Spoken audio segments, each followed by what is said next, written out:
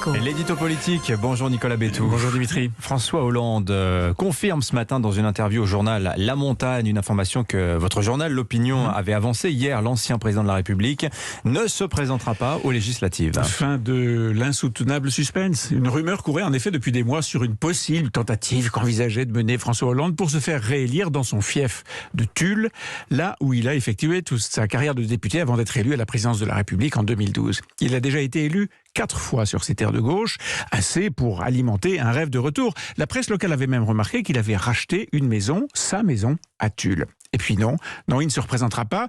S'il l'avait fait, il se serait retrouvé dans une position inconfortable de dissident, puisque son parti, le PS, associé à la France Insoumise dans la NUPES, a déjà accordé son investiture à un insoumis. Ben oui, une vraie provocation, en fait, à l'égard de l'ancien président de la République et lui-même ancien patron du PS. Oui, parce qu'il faut rappeler que François Hollande est très hostile à cette NUPES. Ah oui, il en dit pique-pendre, mais il n'a pu s'opposer à rien parce que sa parole aujourd'hui n'a plus beaucoup de poids. Alors, il va attendre le prochain congrès annoncé pour la fin de l'année, attendre cette réunion du Parlement, du parti, pour essayer de reconquérir ses positions avec l'appui de nombreux éléphants du PS opposés comme lui à cette dilution du socialisme dans les eaux rouges vifs de la France Insoumise. Son idée, c'est que avec le congrès ou à côté, il faudra refonder une grande force politique de gauche ouverte pour occuper un espace politique assez restreint, mais aujourd'hui compris entre Emmanuel Macron et Jean-Luc Mélenchon. Alors, est-ce que ça peut marcher ? François Hollande est-il l'avenir de la gauche ? Lui, en tout cas, il le croit.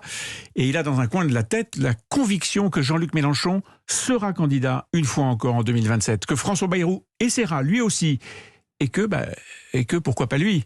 Problème, beaucoup, y compris parmi ceux qui, comme lui, s'opposent frontalement à Olivier Faure, l'actuel patron du PS, accusé de brader le socialisme pour un plat de lentilles assaisonné à la sauce Mélenchon, beaucoup lui en veulent encore d'avoir raté son quinquennat. Le bilan de François Hollande, président, n'a pas vraiment été fait dans sa famille politique et toute une génération aimerait effacer cette période de leur vie publique. C'est le problème des anciens présidents, de ceux qui ont été battus ou empêchés de se représenter et qui, d'une façon ou d'une autre, rêvent de revenir au premier plan ou de continuer à peser sur la vie politique du pays. C'est le cas aussi de Nicolas Sarkozy, même si sa propre situation est très, très différente de celle de François Hollande.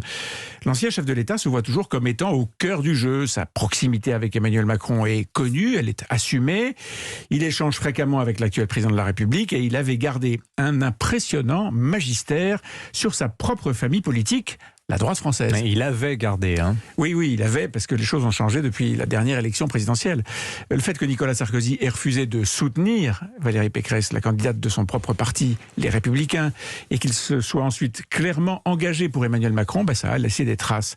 Sa stratégie de rapprochement avec la République en marche, pour essayer de peser dans une majorité présidentielle composite, a échoué, et à peu près aucun baron ne l'a suivi dans cette transgression.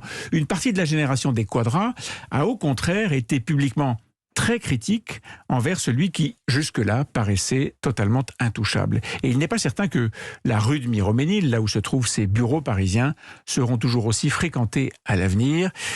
Décidément, c'est difficile pour un ancien président d'être et d'avoir été. Merci beaucoup Nicolas Bétou. À la une de votre journal ce matin, ce dont vous nous parliez hier, les chantiers parisiens, le coup de force d'Anne Hidalgo. Je signale aussi l'édito de Rémi Godot qui pose la bonne question ce matin face à l'inflation. Est-ce qu'il faut céder au code de l'économie administrée, c'est-à-dire le gel des loyers, la surtaxe des pétroliers, encore le blocage des prix ? Ça, c'est la mélenchonisation des esprits, écrit votre collègue. Merci Nicolas. Bon week-end à lundi.